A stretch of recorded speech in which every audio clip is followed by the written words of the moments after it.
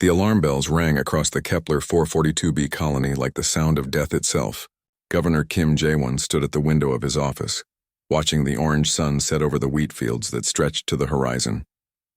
In normal times, this view brought him peace. The golden grain moved like ocean waves in the evening breeze. Children played in the streets below while their parents finished the day's work. It looked like paradise, but these were not normal times.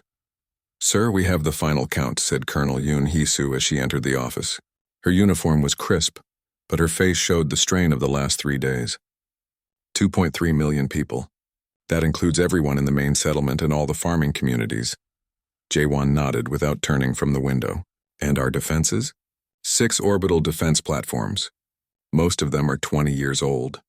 We have 300 security officers with light weapons and some mining equipment we can use as weapons. That's it. The governor finally turned around. At 62, he had gray hair and lines around his eyes from years of worry about his people. He had served in the Terran Navy once, long ago. He knew what those numbers meant against a Vorthak battle fleet. "How long until they arrive?" he asked. 18 hours. Maybe 20 if we're lucky. Jae-won walked to his desk and sat down heavily. On the surface, it was covered with reports and data pads. But underneath, hidden in a secret drawer, was a picture of his wife and daughter. They had died in a transport accident 5 years ago. Since then, the colony had become his family. Every person here mattered to him. "The evacuation ships?" he asked, though he already knew the answer. "The biggest civilian ships can take maybe 50,000 people. The Vorthak gave us 72 hours. Even if we had enough ships, which we don't, there's not enough time to move everyone." Hye-soo sat down across from him. She was a good officer, tough and smart, but even she looked scared now. "Sir, what are our orders?" Before he could answer, the office door burst open. Dr. Park Min-ji ran in, still wearing her medical clothes from the hospital. Her black hair was messy and her eyes were red from crying. "Jae-won, please tell me you have a plan," she said. "The hospital is full of people asking what they should do. Families are coming to me asking if they should send their children away and stay behind themselves. I don't know what to tell them." The governor looked at the 2 women. Hee-soo was a soldier who would fight to the end. Min-ji was a doctor who had saved thousands of lives since coming to the colony. Both were good people who deserved better than this. "The truth is, we're on our own," he said. "I've sent messages to Earth, to the other colonies, to anyone who might help. But the nearest Terran Navy ships are 6 days away. The Galactic Council says this is a local dispute and they won't get involved. Our so-called allies in the galaxy have all found excuses not to help." Min-ji sat down hard in the remaining chair. "So we're going to die?" "Maybe," Jae-won said. "But we're not going to make it easy for them." Across the colony, Captain Lee Do-yeon worked with his crew to load supplies onto the cargo ship New Busan. The ship was old but reliable, with a crew of 15 good people.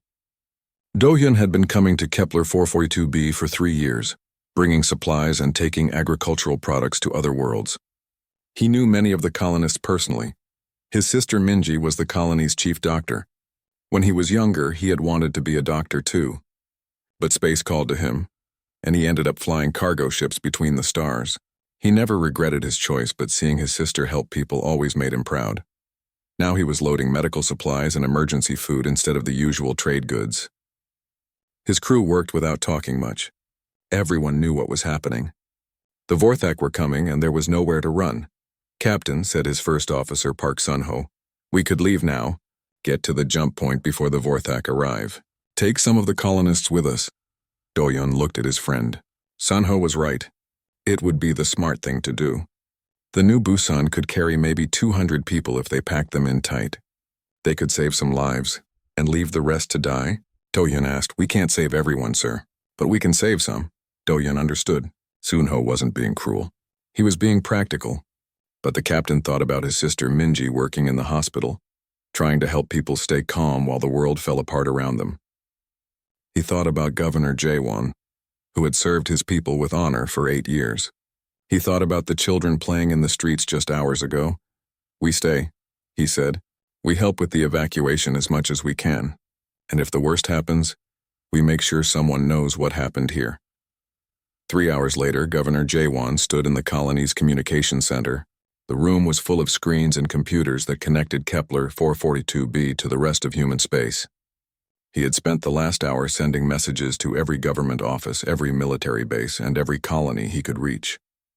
The answers were all the same. Too far away. Not enough ships. Political complications. Sorry, but there's nothing we can do. The last message had come from Admiral Chen at Titan Base near Earth. It was honest, at least. Governor, I'm sorry. We have 4 battle groups, but the fastest ships would take 8 days to reach you. I wish I could help, but the numbers don't work. Jaewon stared at the communication board. Red lights showed dozens of outgoing messages. Green lights showed the few replies that had come back. None of them offered help. The communication officer, Lieutenant Kim Subin, looked up from her station. Sir, should I keep trying to reach someone? No, Jaewon said. Everyone who's going to answer has answered. He thought about his options. They could surrender and hope the Vorthak would let them leave peacefully. But the insectoid aliens had a reputation for taking what they wanted and destroying what they didn't need. They would probably kill anyone who might cause trouble later. They could fight with what they had. 6 old defense platforms and a few hundred people with light weapons against a Vorthak battle fleet. It would be suicide, but at least they would die standing up. Or they could try one more thing. Subin, open a channel on all human frequencies. Emergency priority. Make sure every human ship, station, and colony can hear it. The young officer's fingers moved quickly over her controls. Channel open, sir. You're broadcasting to all of human space. Jaewon picked up the microphone. For a moment, he didn't know what to say. How do you ask for help when you know no one can give it? How do you say goodbye to your species? Then he thought about the children playing in the streets, the farmers working in the fields, the doctors and teachers and engineers who had made this world their home. They deserved to have their story told. This is Governor Kim Jaewon of the Kepler 442b colony, he began. In 16 hours, the Vorthak hegemony will attack our world. They want our mineral resources, and they've given us 3 days to leave or die. We have 2.3 million people here. We don't have enough ships to evacuate everyone, and we don't have the weapons to fight a battle fleet. He paused, looking around the communication center. Subin was crying quietly at her station. The other officers stared at their screens, listening to their governor's words echo across human space. I've asked for help from Earth, from the colonies, from our allies in the galaxy. Everyone says they're sorry, but no one is coming. We understand. We're too far away and there's not enough time. We don't blame anyone for not being able to help us. In the hospital across town, Dr. Minji heard her governor's voice on the emergency speakers. She stopped in the middle of treating a patient's broken arm and listened with everyone else in the building. At the spaceport, Captain Do-hyun and his crew gathered around a radio in the New Busan's cargo bay. The captain's hands clenched into fists as he heard the hopelessness in Jaewon's voice. In homes and offices and farms across the colony, families hugged each other and listened to the words that might be the last message their world would ever send. But I want every human who hears this to know something. Jaewon continued. We built something beautiful here. We turned an empty planet into a home for millions of people. We grew food that fed 12 worlds. We raised children who would have grown up to do amazing things. We lived as free people under open skies. His voice grew stronger. The Vorthak think they can take that away from us. They think we're weak because we're far from Earth and we don't have big weapons. They're wrong. We may not be able to stop them, but we're going to make them pay for every life they take. We're going to show them what humans do when someone tries to destroy our home. Captain Do-hyun looked at his crew. Sunho was nodding slowly. The others had expressions of grim determination. They were cargo haulers, not soldiers, but they were human, and they understood what was at stake. Tomorrow, when the Vorthak come, we'll fight with everything we have, Jaewon said. We'll use our defense platforms until they're destroyed. We'll use mining charges and farming equipment and bare hands if we have to. We won't make it easy for them. Dr. Minji wiped tears from her eyes and went back to her patient. The man with the broken arm was an older farmer named Song Min-soo. He had lived on Kepler 442b for 15 years and raised 4 children here. Doc, he said quietly, are we really going to die tomorrow? I don't know, she answered honestly.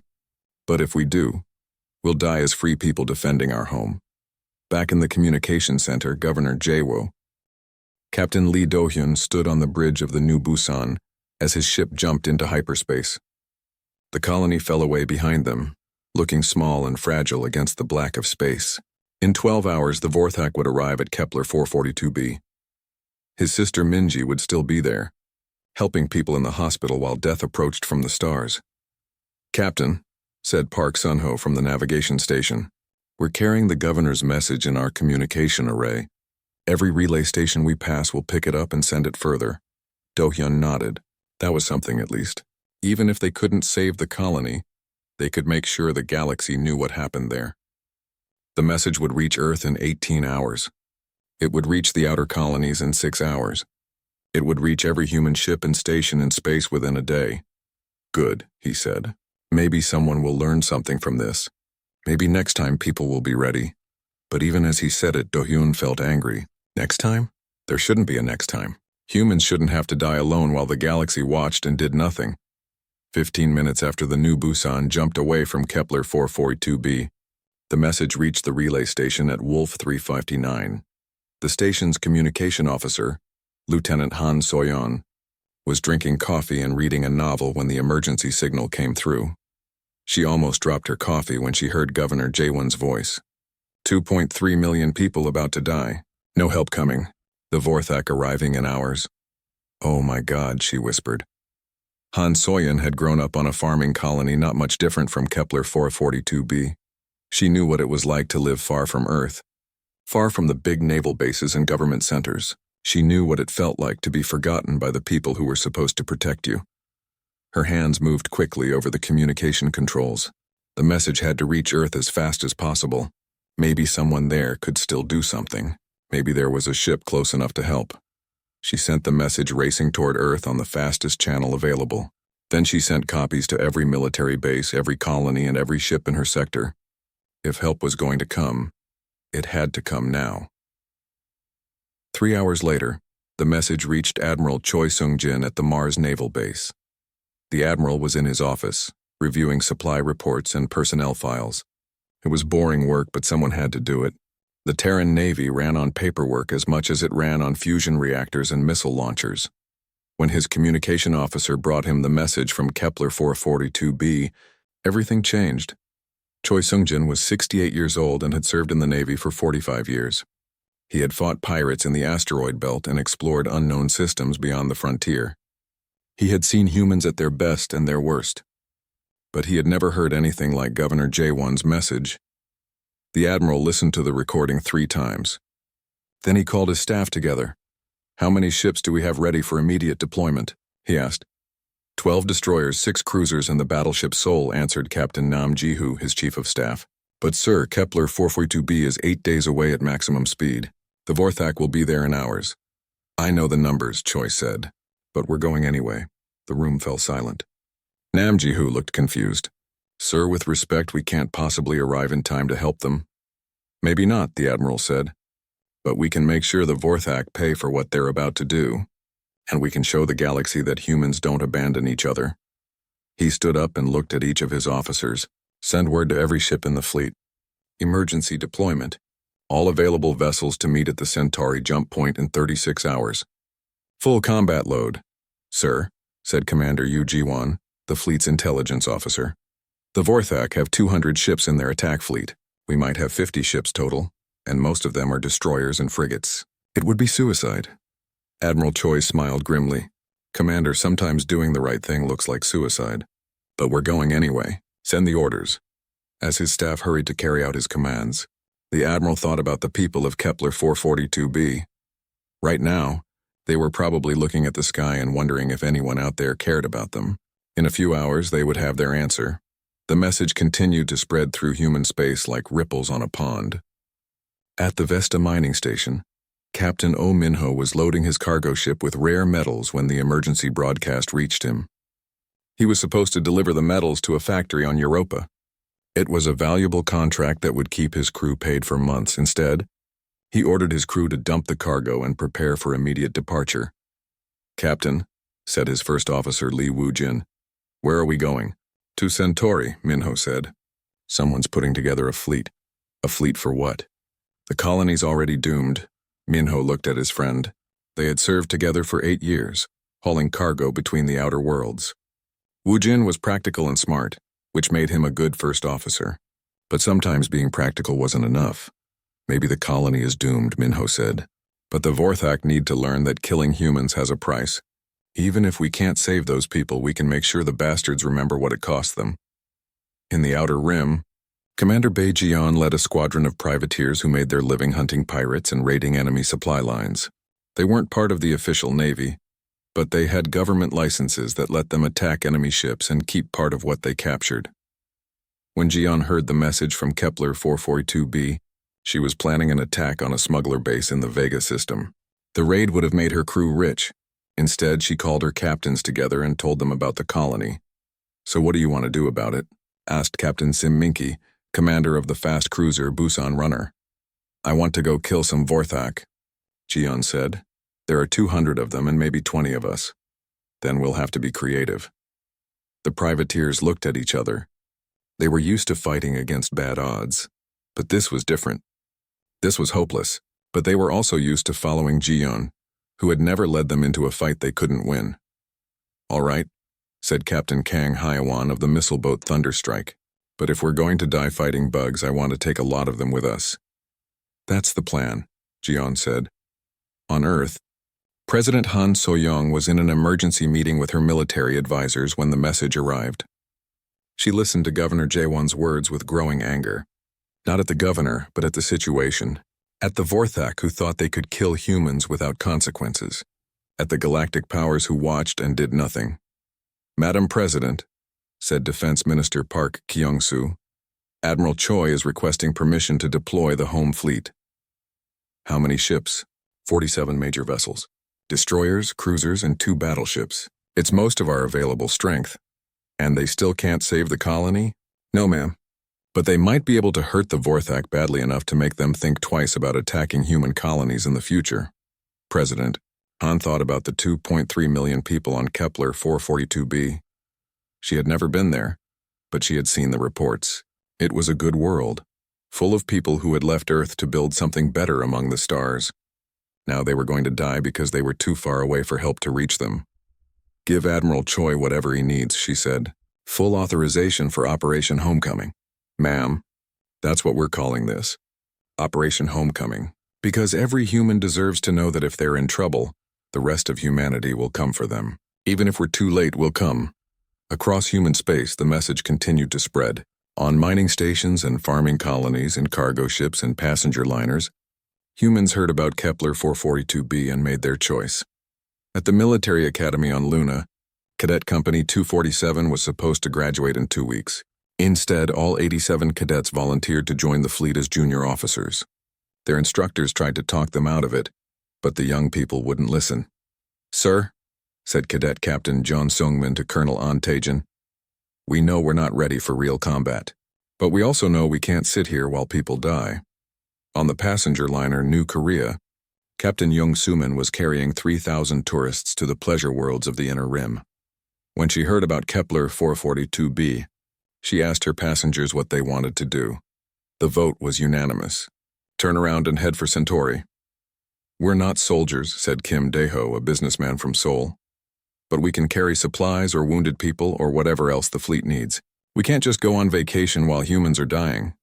The message even reached the criminals and outcasts at the edge of human space. Captain No Jung-hwa ran a salvage operation that was half legal on good days. He and his crew found wrecked ships, stripped them for parts, and sold what they found to anyone who would pay. When they heard about the colony, Jung-hwa's crew voted to join the fleet. "Boss," said his second-in-command, Cho Yoongi, "we could get killed doing this, and we're not going to get paid." "Some things are more important than money," Jung-hwa said. "Besides, if we let the Vorthak kill humans without fighting back, who's going to buy our salvage when they come for the rest of us?" Meanwhile, the alien powers that dominated the galaxy received their own intelligence reports about human activities. Emergency military mobilization, ships moving toward a central rally point, massive communications traffic between human worlds. In the crystal spires of the Zathari homeworld, high. The Centauri system had never seen anything like it. Ships dropped out of hyperspace every few minutes, their engines glowing like new stars against the black. The first arrivals were Admiral Choi's regular Navy vessels, destroyers and cruisers with fresh paint and clean lines. But soon they were joined by others, cargo ships with missile pods welded to their hulls. Mining barges that looked more like flying mountains than warships, fast courier vessels bristling with jury-rigged weapons, even luxury yachts whose owners had traded their swimming pools for torpedo tubes. Admiral Choi stood on the bridge of the battleship Seoul and watched the tactical display with growing amazement. Each new dot that appeared on the screen represented someone who had heard about Kepler 442b and decided to fight. "Current count?" he asked. 1,047 ships, sir," reported Captain Nam Ji-hoo. "Everything from battleships to single-pilot fighters, the largest fleet ever assembled by humanity." Through the viewports, Choi could see the impossible sight spreading before them, ships of every size and shape, flying in loose formations as they waited for orders. Some of them belonged to the official navy. Others flew the flags of merchant companies or private militias. A few displayed no markings at all. "Sir," said Commander Yu Ji-won, "we're receiving a transmission from Captain Oh Min-ho aboard the cargo vessel Star Trader. He's requesting permission to join the battle fleet." Choi looked at the ship's profile on his screen. The Star Trader was a bulk cargo hauler, designed to carry mining equipment and raw materials between the outer worlds. Someone had attached missile launchers to her cargo arms and painted "Death to Bugs" on her hull in bright red letters. "Tell Captain Oh that the Star Trader is welcome in this fleet," the Admiral said. "Every human ship is welcome here." On the Star Trader's bridge, Captain Oh Min-ho received the Admiral's message with a grin. His crew had worked for 18 hours straight to mount weapons on their peaceful cargo ship. None of them were military engineers, but they had figured it out through trial and error. "Well, boys," he told his crew, "we're officially part of the Navy now." "Are we going to survive this?" asked his first officer, Lee Woo-jin. "Probably not," Min-ho said. "But we're going to make sure the Vorthak remember us." Across the growing fleet, similar conversations were happening on hundreds of ships. People who had spent their lives hauling cargo or mining asteroids or carrying passengers were preparing to fight a battle they couldn't win. But they were doing it anyway, because 2.3 million humans were about to die, and someone had to answer for it. Commander Bae Ji-yeon arrived at Centauri with her squadron of privateers 12 hours after the Admiral. Her ships were built for speed and stealth, designed to hunt pirates and raiders in the dark between stars. Now they would hunt something much more dangerous. "Admiral," she transmitted to the Seoul, requesting permission to join the fleet. "We have 27 ships all armed and ready for combat." "Permission granted, Commander," came the reply. "Report to the tactical planning meeting at 1400 hours. The meeting was held in the Seoul's main conference room. Admiral Choi had never seen such a strange gathering of officers. Regular Navy commanders in crisp uniforms sat next to merchant captains in work clothes. Private military contractors shared tables with mining executives who had turned their industrial ships into improvised warships. "Ladies and gentlemen," the Admiral began, "thank you all for coming.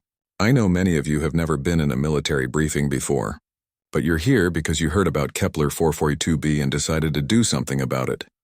He activated the main display, showing a tactical map of the Kepler 442b system. "The situation is simple. The Vorthak fleet arrived at the colony 6 hours ago, 200 ships, including 12 dreadnoughts.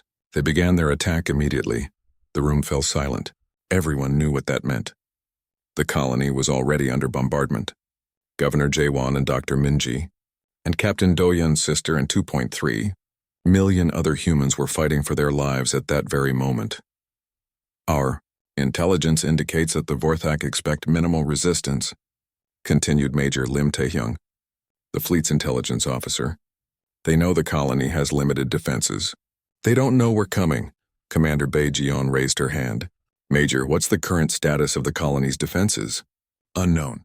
We lost communication contact 4 hours ago, but based on what we know about their capabilities, they can't hold out much longer." "So we're too late to save them," said Captain Oh Min-ho. "Yes," Admiral Choi said quietly. "We're too late to save the colony, but we're not too late to make the Vorthak pay for what they've done." He switched the display to show the approaching fleet. Over 1,000 red dots moved toward their destination like a swarm of angry insects. "The Vorthak think they can kill humans without consequences," the Admiral said. "They think we're scattered and weak, that we won't work together when things get tough. They're about to learn how wrong they are." General Kwak Dong-hwan, the fleet's Marine commander, stood up. He was a big man with gray hair and scars on his hands from years of combat. "Admiral, my Marines are ready to board any Vorthak ships we disable. We'll show them what happens to aliens who attack human colonies." "Thank you, General." "Commander Bae, what can your privateers do?" Ji-yeon smiled. It wasn't a pleasant expression. My ships are fast and hard to track.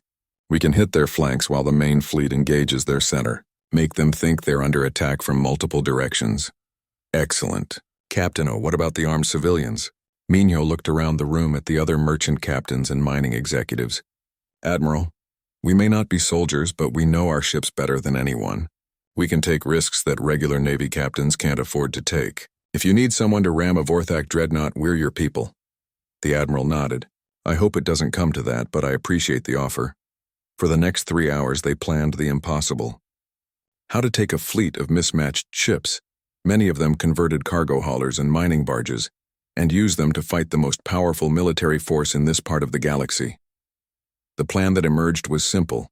Desperate and probably suicidal, the regular Navy ships would engage the Vorthak fleet directly, trying to draw their attention and break their formations.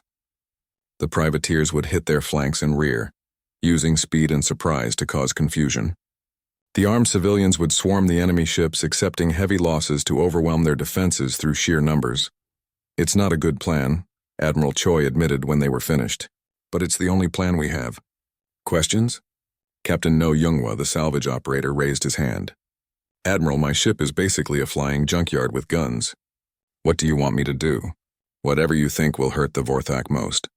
You know your ship's capabilities better than I do. Fair enough. We'll figure something out. After the meeting, the various captains returned to their ships to prepare for battle. But first, many of them took time to record messages for their families. They all knew this might be their last chance to say goodbye. On the Star Trader, Captain Oh Minho sat in his quarters and spoke into a small recording device. Hi, Mom. If you're watching this, it means I didn't make it back from the Kepler system. I want you to know that I'm not sorry for coming here. I know you raised me to be practical and think about the future. But sometimes the future depends on what you do right now. He paused, thinking about his mother in her small apartment on Mars. She was 78 years old and had worked her whole life to give him the chance to become a ship captain. She deserved better than to lose her son in a hopeless battle. I met a little girl on Kepler 442b last year, he continued. Her name was Song Minji and she was 7 years old. She showed me a picture she drew of her family's farm. She was so proud of the corn they grew there. She's probably dead now along with everyone else on that world. But maybe if we make the Vorthak pay enough, they'll think twice before attacking the next human colony. Maybe Song Minji's death will save other children like her. He ended the recording and prepared for his last battle. Across the fleet, similar scenes played out on hundreds of ships. People who had lived ordinary lives as traders and miners and farmers prepared to die fighting the most dangerous aliens in the galaxy. They wrote letters they would never send and said prayers to gods who might not be listening. But they also checked their weapons and studied their battle plans and made sure their ships were ready for war. Because they had a job to do, and they were going to do it right. On the Sol's Bridge, Admiral Choi received a priority message from Earth. President Han appeared on his screen, looking tired but determined. Admiral, I've been following the reports. Over 1,000 ships? Yes, ma'am. Every kind of vessel you can imagine. It's the most incredible thing I've ever seen. Can you actually win this? Choi considered lying, telling her what she wanted to hear. But the president deserved the truth. No, ma'am. The Vorthak have better ships, better weapons, and more experience. We're going to lose a lot of people. Then why are you doing this? Because someone has to. Because the galaxy needs to know that humans don't abandon each other. Because if we let the Vorthak kill 2.3 million people without fighting back, we'll never be safe again. President Han nodded slowly. What do you need from me? Fleet Commander Vexthon stood on the bridge of his flagship, the Eternal Swarm, watching his fleet finish its work. The human colony on Kepler 442b had fought harder than expected, but the outcome was never in doubt. 6 orbital defense platforms against 200 Vorthak warships was not even a fair fight. The planet's surface was burning now. Orbital bombardment had shattered the major cities and most of the farming settlements. Scattered groups of humans were still fighting in the ruins, but they would be dead within hours. Another successful conquest for the hegemony. Commander, reported Navigation Officer Sikval, our scouts detect ships approaching the outer system. Vexthon's mandibles clicked with amusement. Human reinforcements? How many? Sir, the number seems impossible. Our sensors show over 3,000 contacts. The fleet commander's amusement faded. 3,000? Check your instruments. We've run multiple scans, sir. The readings are accurate. Vexthon moved to the sensor station and looked at the display himself. The screen showed a cloud of contact dots approaching from the direction of the outer planets. Too many dots to count easily. Far too many for the humans to possess. Analysis, he ordered. Intelligence Officer Karneth worked quickly at his station. Sir, the ships are emerging from hyperspace in multiple waves. Preliminary scans suggest a mix of military and civilian vessels. Many appear to be converted cargo ships and industrial platforms. Converted civilian ships? Vexthon's confusion grew. Against a Vorthak battle fleet? Yes, sir. It appears so. The fleet commander stared at the sensor display. In 40 years of military service, he had never seen anything like this. Enemy fleets were supposed to be logical, organized, composed of proper military vessels with trained crews. They weren't supposed to be swarms of cargo ships and mining barges charging into battle against impossible odds. How long until they reach engagement range? He asked. At current speed, approximately 2 hours, sir. Vexthon nodded and opened a communication channel to his fleet. All ships prepare for battle. The humans have sent their merchant fleet to die for their failed colony. We will grant their wish. But even as he gave the orders, uncertainty gnawed at him. Why would the humans do this? They had to know it was suicide. What did they hope to accomplish? On the other side of the system, Admiral Choi watched the same sensor displays from the bridge of the battleship Seoul. The Vorthak fleet was spread out across the inner system, their ships dark silhouettes against the burning planet below. Final count? He asked. 3,047 ships in our fleet, sir, reported Captain Nam Ji-hoo. Everything from battleships to single-pilot racers. Most of them are civilian vessels with improvised weapons, but they're all here. The Admiral looked out at the incredible sight spreading before them, ships of every size and shape, flying in loose formations as they approached the enemy. The largest fleet in human history, assembled not for conquest or glory, but for revenge. Communications, he ordered. Open a channel to all ships. When the channel was active, Choi spoke to the 3,000 crews that had come to fight the impossible battle. This is Admiral Choi to all vessels. You can see the Vorthak fleet ahead of us. 200 ships, including capital vessels with enough firepower to destroy small moons. They've spent the last 6 hours killing the people of Kepler 442b. Men, women, and children who never hurt anyone, who just wanted to farm and raise their families in peace. He paused, looking at the tactical display that showed their overwhelming disadvantage. I won't lie to you, most of us are going to die in the next few hours. The Vorthak have better ships, better weapons, and more experience. But they don't have what we have. They don't have the fury of a species that protects its own. They don't have the determination of people who refuse to let evil go unpunished. Captain Oh Min-ho listened to the Admiral's words from the bridge of his converted cargo ship. Around him, his crew made final preparations for battle. They had never been soldiers, but they understood what was at stake. Today, the Admiral continued, we're going to teach the galaxy something about humanity. We're going to show them that we don't abandon our people. We don't let killers go unpunished. We don't accept that evil wins just because it has bigger guns. Commander Bae Ji-yeon smiled grimly as she heard the speech. Her privateers were ready to fight, ready to use speed and cunning to hurt the enemy any way they could. They might not survive, but they would make sure the Vorthak remembered them. When this battle is over, Admiral Choi said, the Vorthak will know they picked a fight with the wrong species. The galaxy will know that humans keep their promises to each other. And the people of Kepler 442b will know that they didn't die alone and forgotten. He looked around the Seoul's bridge at his officers. Good people who had volunteered to die for strangers. All ships advanced to attack positions. Let's show them what humans do when someone hurts our family. The human fleet began its final approach. 3,000 ships moving toward an enemy that should have been able to destroy them easily. But as they drew closer, something unexpected happened. The Vorthak fleet began to show signs of confusion. Sir, reported Karneth from the Eternal Swarm's intelligence station, their approach pattern doesn't make sense.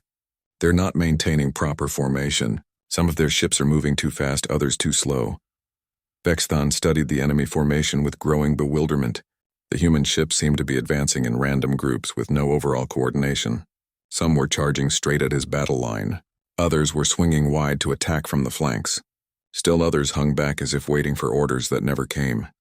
"It's chaos," he muttered. "How do they expect to fight an organized battle with such disorder?" "Perhaps they don't understand proper military tactic," suggested Tactical Officer Zurmoth. "Or perhaps," said Karnath quietly, "they understand something we don't." The first shots were fired when the fastest human ships reached the outer edge of the Vorthak formation. A squadron of converted racing yachts, too small and fast for the enemy's main guns to track effectively. They darted between the larger Vorthak ships like angry insects, firing missiles and laser beams at whatever targets they could reach. The Vorthak responded with standard defensive tactics, using their point defense systems to shoot down the attackers. But for every human ship they destroyed, 2 more took its place, and the larger human vessels were getting closer. "All ships focus fire on the lead human vessels," Vexthon ordered. "Destroy their command ships and the rest will collapse." But as his fleet opened fire, the Vorthak commander realized his first major error. The humans had no clear command structure. There was no flagship to target, no central command ship whose destruction would cripple the enemy fleet. Instead, every ship seemed to be acting independently, making its own decisions about how to attack. Captain O'Minho brought his cargo ship Star Trader into range of a Vorthak cruiser and opened fire with everything he had. Missiles and laser beams struck the enemy's shields, causing minimal damage. But he wasn't trying to destroy the cruiser by himself. He was trying to distract it while other ships attacked from different angles. "There," shouted his gunner, Chief Petty Officer Kim Jinsu. "Their shields are weakening on the port side." "Signal the Thunderstrike," Minho ordered. "Tell Captain Kang we've found a weak spot." The missile boat Thunderstrike swept in from the cruiser's blind spot and emptied its entire payload into the damaged shields. The Vorthak ship staggered under the impact, its armor cracking and atmosphere venting into space. "Direct hit," Jinsu reported. "That bastard's not going anywhere." But even as they celebrated, Minho could see that the Star Trader was taking heavy damage. His improvised armor was melting under Vorthak laser fire, and one of his missile launchers had been destroyed. "Sir," called his first officer Li Wujin, "we've lost main power to the port side, and we're venting atmosphere from the cargo bay. Can we keep fighting? For a few more minutes, maybe less." Minho looked around his bridge at the crew that had followed him into this impossible battle. They were scared but determined, ready to die for people they had never met.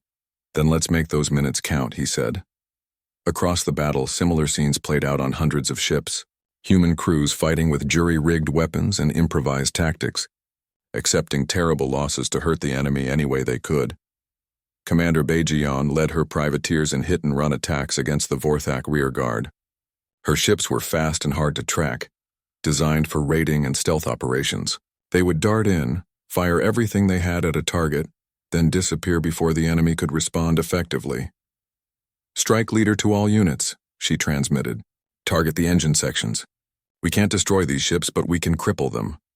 Her squadron spread out and attacked simultaneously, overwhelming the Vorthak point defenses through sheer numbers. Missiles and torpedoes slammed into engine nacelles and power generators, leaving enemy ships dead in space. But the Vorthak were fighting back with devastating effectiveness. Dreadnought-class ships fired their main guns into the human swarms, each shot destroying multiple smaller vessels. The space around Kepler 442b filled with debris and burning wreckage. On the Seoul's bridge, Admiral Choi watched the tactical display with grim satisfaction. They were losing ships at an alarming. The first rescue ship to land on Kepler 442b was Captain Lee Do-hyun's cargo vessel, New Busan. The ship touched down in what used to be the colony's main spaceport, now just a field of broken concrete and twisted metal. Smoke still rose from the ruins of the nearby city, but the bombardment had stopped. The Vorthak were gone. Do-hyun ran down the cargo ramp before his engines had fully shut down. His sister Minji was waiting for him, thin and covered in dust but alive. They hugged in the middle of the destroyed spaceport while around them, other rescue ships began to land.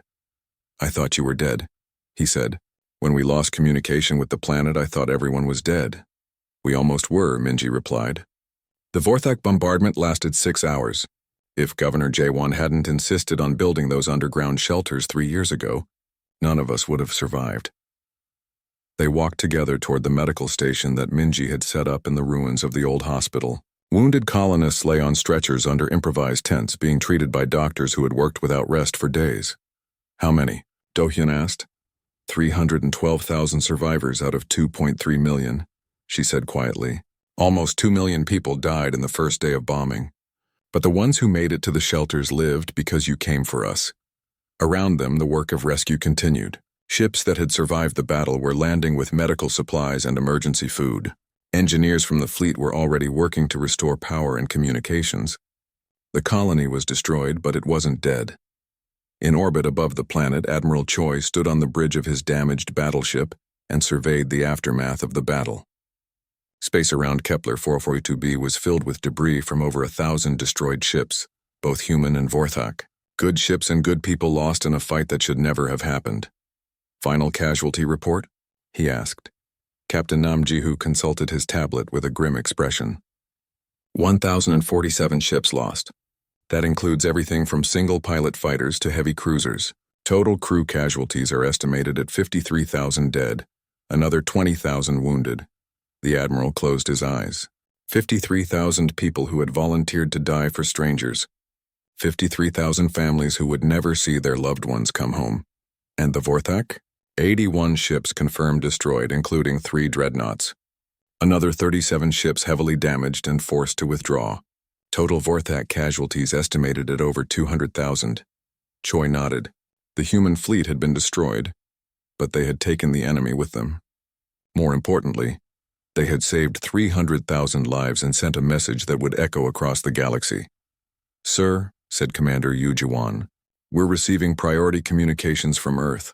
President Han wants a full report on the battle." "Tell the President we accomplished our mission," the Admiral said. "The colony is secure and the Vorthak have been driven off. The price was high, but we paid it willingly." Across human space, news of the Battle of Kepler 442b spread like wildfire. The impossible had happened.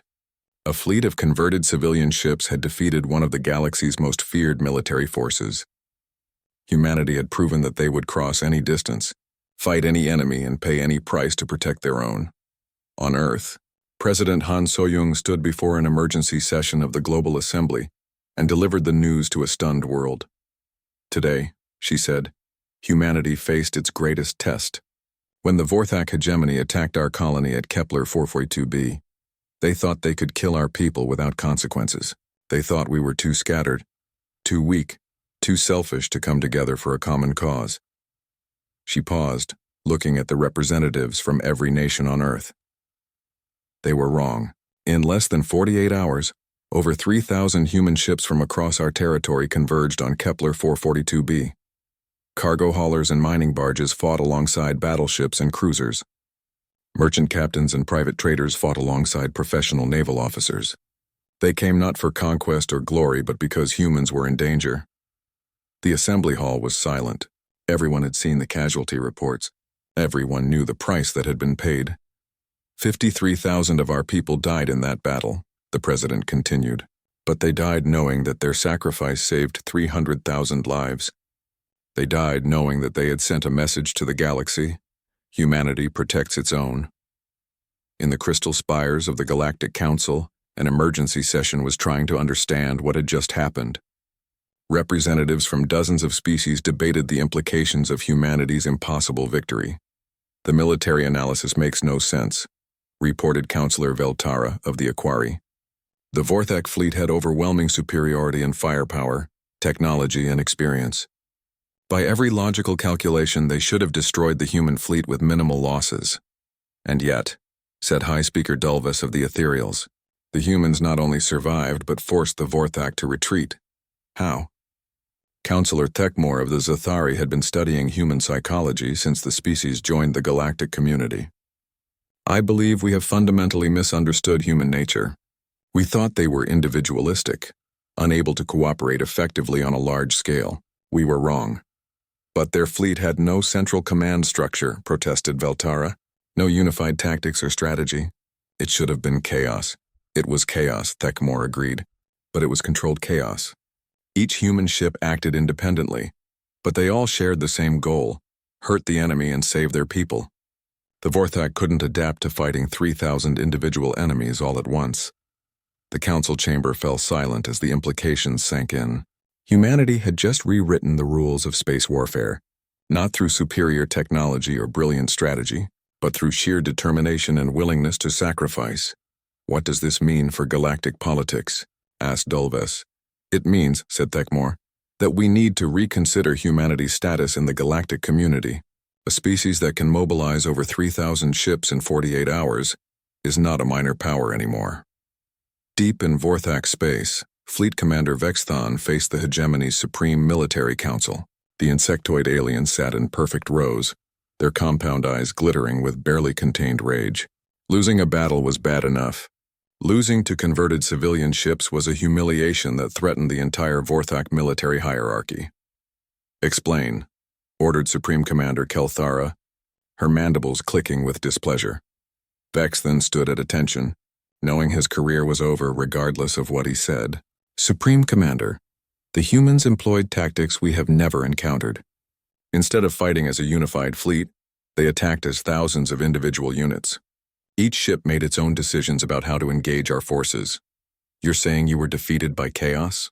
I'm saying we were defeated by controlled chaos. Each human ship was willing to sacrifice itself to damage our vessels. They used ramming attacks, suicide runs, and coordinated swarm tactics that overwhelmed our point defenses." Kelthara's eyes narrowed. "Are you suggesting that the humans are militarily superior to us?" "No, Supreme Commander. Their individual ships were inferior to ours in every measurable way. But their willingness to accept casualties was unlike anything